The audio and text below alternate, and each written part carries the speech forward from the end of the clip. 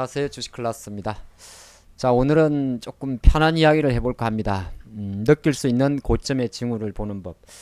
우리가 주식을 하면서 고점에 팔고 싶은 욕구는 누구나 다 갖고 있을 것 같습니다. 근데 지나고 놓고 보면 이게 부질없는 것일 수도 있어요. 왜 그러냐면 투자가의 관점에서 고점이라고 생각한 것 자체가 단기 고점이 있을 수가 있고 중기 고점이 있고 장기가 있을 수 있죠. 그래서 사실 고점과 저점 같은 경우는 어찌 보면 말장난일 수도 있습니다. 하지만 이제 본인의 투자 스타일이 단기냐 중기냐 장기냐에 따라서 조금 다를 수 있죠. 근데 아마 많은 투자분들이 아주 극소수를 제외하고 나면은 단기로 들어갔지만 실제적으로 그게 중기가 되고 장기가 되면서 모든 게 와르르 무너질 수 있을 것 같습니다. 그리고 또 하나가 고점에 대한 어떤 이런 트레이딩 자체를 예를 들어서 무시하고 그냥 나는 절대 수치에 맞게 트레이딩을 하시는 분들도 있어요. 나는 뭐 매수가 대비해서 5% 하락하면 손절한다. 그리고 3% 오를 때 뭐 3분의 1, 5% 넘어갈 때 또 3분의 1, 7% 넘어갈 때 3분의 1 아니면 구간을 정해서 여러 가지 방법이 있을 수 있겠죠. 오늘은 그 이야기를 좀 해보도록 하겠습니다. 두둥장을 보면 우리는 항상 시장을 보고 있습니다. 그래서 아주 큰 그림으로는 월봉도 보게 되죠.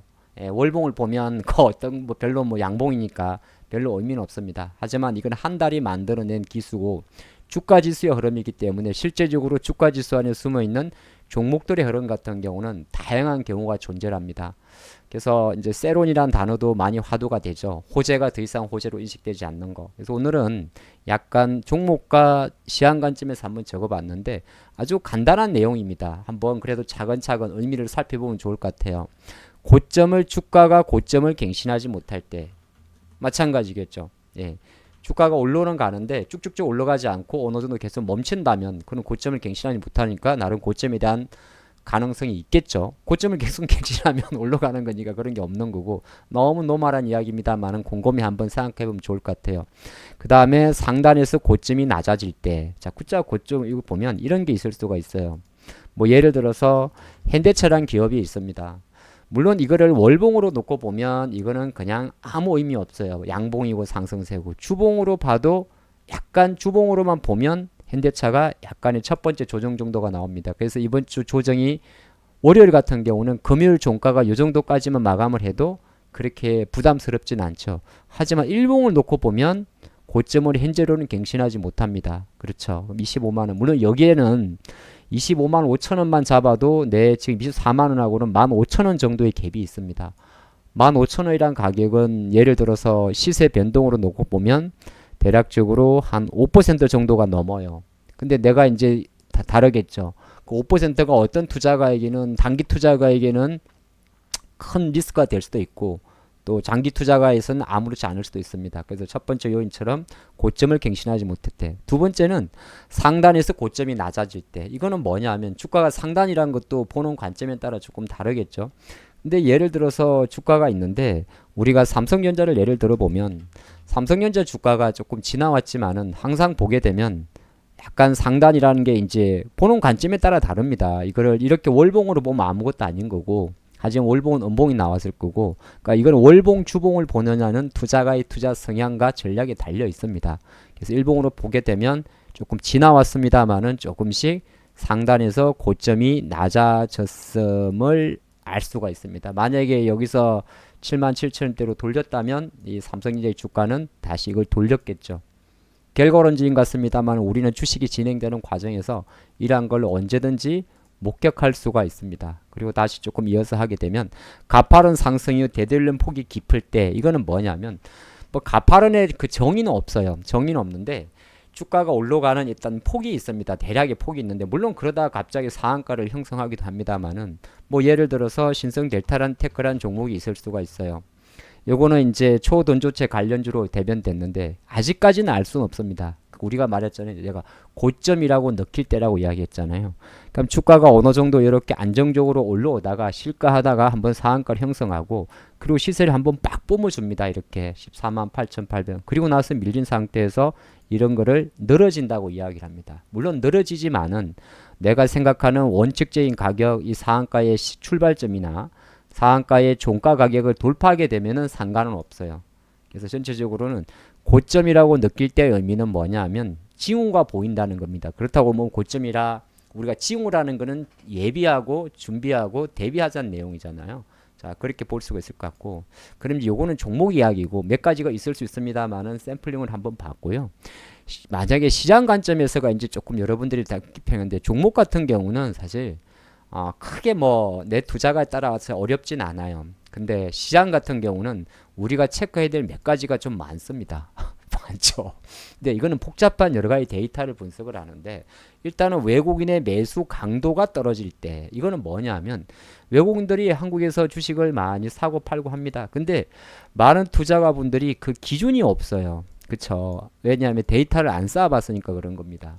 이 기준이란 게 뭐냐면, 이렇게 놓고 보면 그냥 1100억을 누군가는 샀다 그럴 거고, 근데 확연히 다른 거는 최근 2월 20일 전후와 이전은 다르죠. 그전에는 살 때 이렇게 6천억 이렇게 많이 삽니다. 4천억, 5천억, 1조까지 삽니다. 근데 요 구간에는 조금 사다가 지금부터는 떨어지죠. 그렇게 되게 되면 기관 투자 같은 경우는 계속 주식을 팔고 있었기 때문에 우리가 그냥 표면적으로 외국인이 주식을 사고 있는데요 이렇게 볼 수는 있습니다만은, 다른 한편으로는 기관 투자가의 매도 강도는 강한 상태에서 외국인이 매수 강도가 떨어졌다고 이야기를 합니다. 그런 관점에 놓고 보면 우리는 이걸 힘이 떨어졌다고 이야기를 하는 거예요.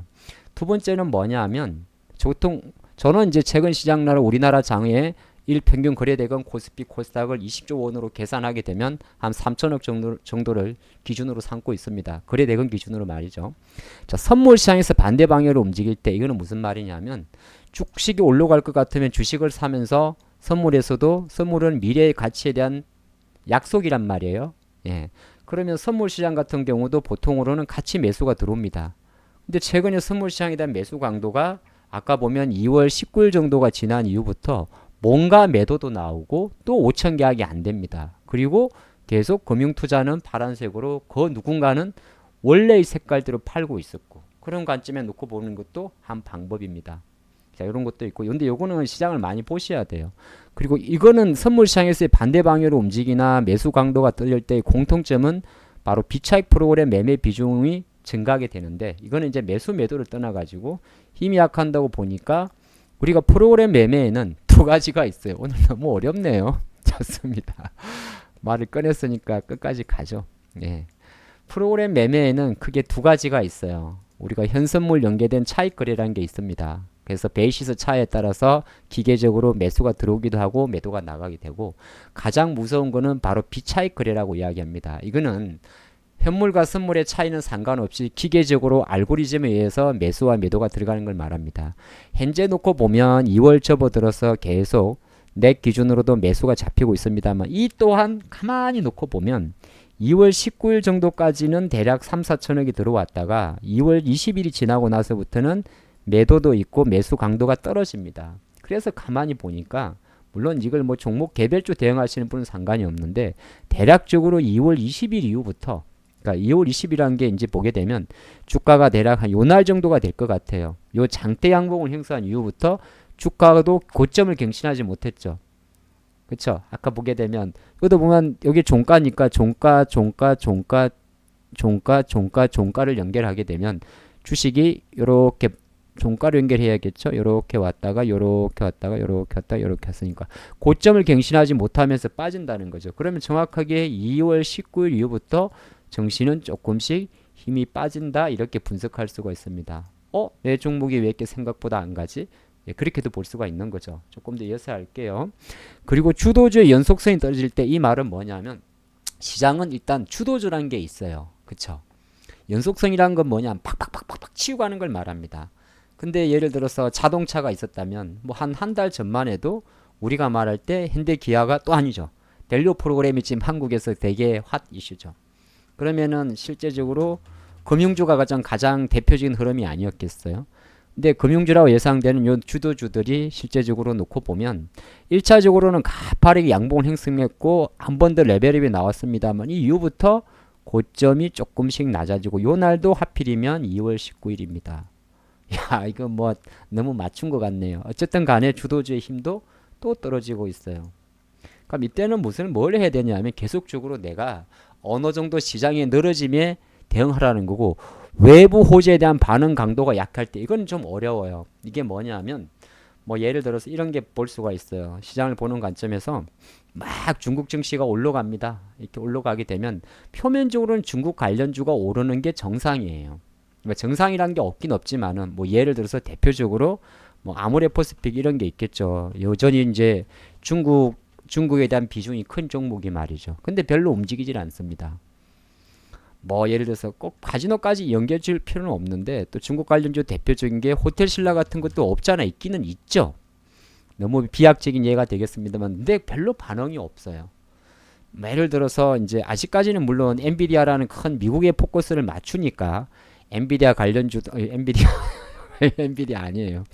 자, 엔비디아 주가가 여기 있긴 있습니다만은 또 일부입니다. 요거는 엔비디아 올랐을 때 하이닉스 움직이고 물론 이게 모든 거는 다 교집합은 아니에요. 그 다음에 하락 종목수가 많을 때 요게 이제 시장에서 바라보는 관점인데 우리는 항상 모든 HTS는 아래와 같은 데이터가 공개가 됩니다. 어떤 공개 데이터가 등락 현황을 봐가지고 가만히 보시면 코스피 시장에서 이렇게 나와요. 오늘이 2월 26일인데 200개 상승이 600개.